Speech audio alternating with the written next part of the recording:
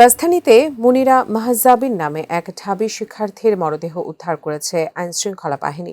তবে এই ঘটনায় মুনিরার এক শিক্ষক ও ঘনিষ্ঠ সহপাঠীকে জিজ্ঞাসাবাদের জন্য হেফাজতে নিয়েছে পুলিশ।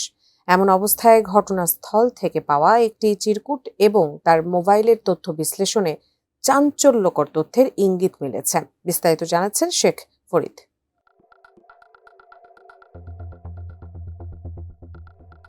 রাজধানীর বাড্ডার নিজ বাসা থেকে ঢাকা বিশ্ববিদ্যালয়ের থিয়েটার অ্যান্ড পারফরম্যান্স স্টাডিজ বিভাগের 2019-20 শিক্ষাবর্ষের মাস্টার্সের শিক্ষার্থী মুনিরা মাহজাবিন মিমুর মরদেহ উদ্ধার করেছে আইনশৃঙ্খলা বাহিনী। এরপর ময়না তদন্তের জন্য ঢাকা মেডিকেল কলেজ হাসপাতালের মর্গে তার মরদেহ পাঠানো হয়। নিহতের পারিবারিক সূত্রে জানা যায়, মুনিরা মাহজাবিন মাদারীপুর জেলার শিবচর থানার ডাইয়াচর গ্রামের বাসিন্দা মোহাম্মদ গোলাম মোস্তফার মেয়ে। তিনি উত্তর বাড্ডার ওই বাসার 9ম তলার একটি ফ্ল্যাটে বসবাস করতেন। পরিবারে 2 মেয়ের মধ্যে তিনি ছিলেন একজন। প্রাথমিকভাবে পুলিশ ধারণা করছে তিনি হত্যা করেছেন। ঘটনাস্থল থেকে পাওয়া একটি চিরকুট এবং তার মোবাইলের তথ্য বিশ্লেষণে চাঞ্চল্যকর ইঙ্গিত পাওয়া যায়। এর ভিত্তিতে মুনিরার এক শিক্ষক ও ঘনিষ্ঠ সহপাঠীকে জিজ্ঞাসাবাদের জন্য পুলিশ হেফাজতে নেওয়া হয়েছে। উদ্ধার হওয়া চিরকুটে লেখা ছিল, সুদীপ স্যারকে 50,000 টাকা দিতে হবে।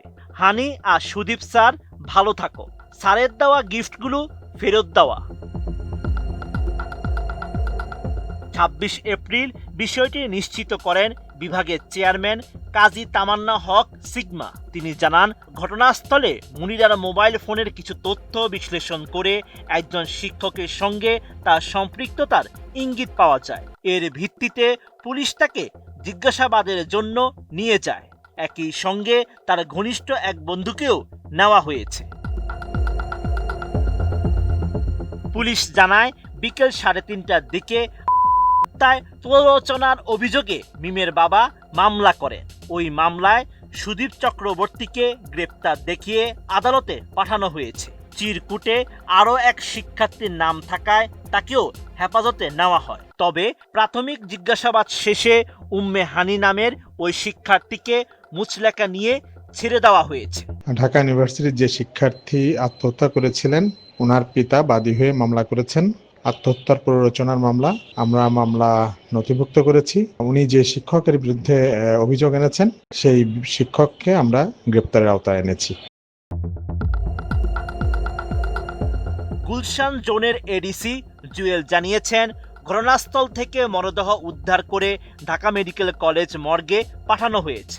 ময়না তদন্ত শেষে মরদেহ পরিবারের কাছে হস্তান্তর করা হবে। প্রাথমিক তদন্তে পাওয়া কিছু আলামতের ভিত্তিতে বিভাগের একজন শিক্ষককে হেফাজতে নেওয়া হয়েছে। তদন্তে তার সম্পৃক্ততা পাওয়া গেলে তাকেও গ্রেপ্তার দেখানো হবে।